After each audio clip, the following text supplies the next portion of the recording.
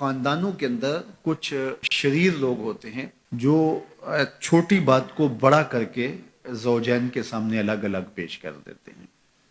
تو طبائع کے اختلاف کی وجہ سے، طبی تفاوت کی وجہ سے کوئی اختلاف ہو سکتا ہے، لیکن اس کو اچھال کے بڑا کر کے دونوں کی نظر میں، تو یہ ایسی بدکاری ہوتی ہے جو مختلف خاندانوں کے اندر مختلف طبائع کے لوگوں کا مزاج ہوتا ہے. تو ایسے لوگوں سے اپنے آپ کو محتاط رکھنے کی ضرورت ہوتی ہے. اور اگر وہ شوہر کے خاندان سے تعلق رکھنے والا فرد ہے تو اس کو بیوی کو بتا دینا چاہیے کہ یہ ہمارا اس کے رشتے کا احترام موجود ہے، لیکن ہم نے اس سے رہنا محتاط ہے. اور اگر وہ بیوی کے خاندان کا فرد ہے تو بیوی شوہر کو بتا دے کہ یہ صاحب معزز تو بہت ہیں ہمارے خاندان میں، لیکن ماشاءاللہ شریر بھی بہت ہیں. ان کی مثال اس مکھی کی طرح ہے جو سارے بدن کو چھوڑ کے زخم کی جگہ پہ بیٹھتی ہے. کچھ لوگوں کی مثال ایسی ہوتی ہے، اچھائیاں چھوڑ دیں گے اور وہ وہاں بیٹھیں گے اور وہاں سے جو ہے وہ گندگی لے کے پھر اس کو پھیلائیں گے. لیکن آپ نے شہد کی مکھی کا مزاج بھی دیکھا ہوگا کہ وہ کڑوے رس چوس کے اس کو بھی شہد بنا ڈالتی ہے.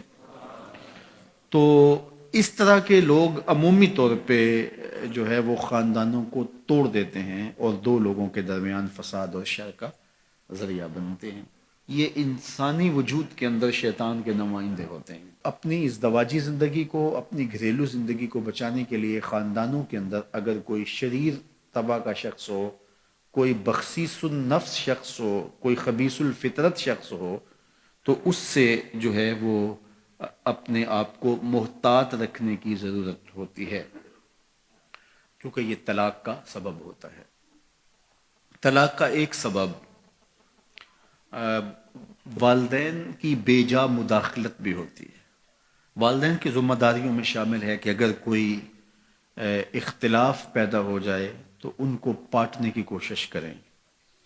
لیکن بعض اوقات میاں بیوی کے اختلاف اس نوعیت کے نہیں ہوتے کہ اس میں دخل اندازی کی جائے.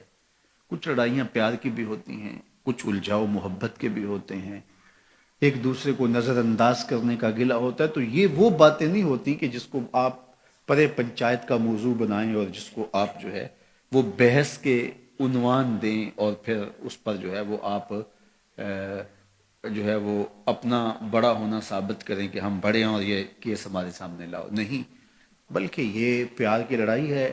اس کے اندر بھی حسن ہے، روٹ کے من جانے کے اندر بھی ایک جمال ہوتا ہے، ایک حسن ہوتا ہے. اور میاں بیوی کا چونکہ رشتہ پیار کا ہوتا ہے تو اس میں یہ چھوٹی بڑی باتیں ہوتی رہتی ہیں.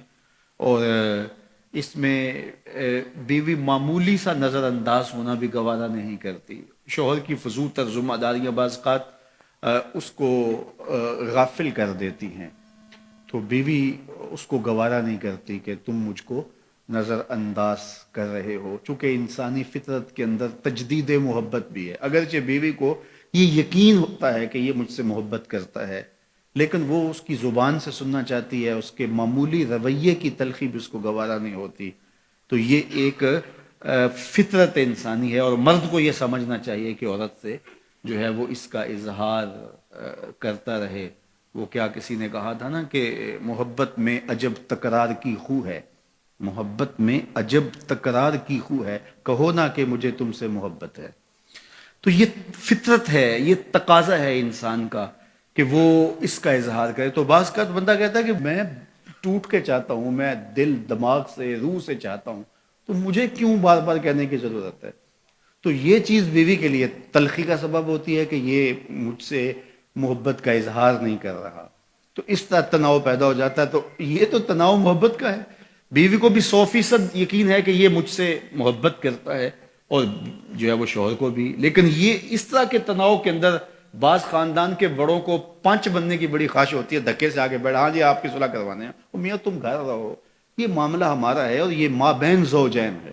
اور جو مابین زوجین تنازع ہوں ان کو مابین زوجین ہی رہنا چاہیے، ان کو دو خاندانوں کے مابین نہیں آنا چاہیے. اور جب وہ مابین قبائل آتے ہیں تو وہ تماشا بن جاتا ہے، جبکہ وہ لڑائی جو ہے وہ ایک معمولی تھی اور وہ پیار کی لڑائی تھی، وہ کوئی ایسا اختلاف نہیں تھا.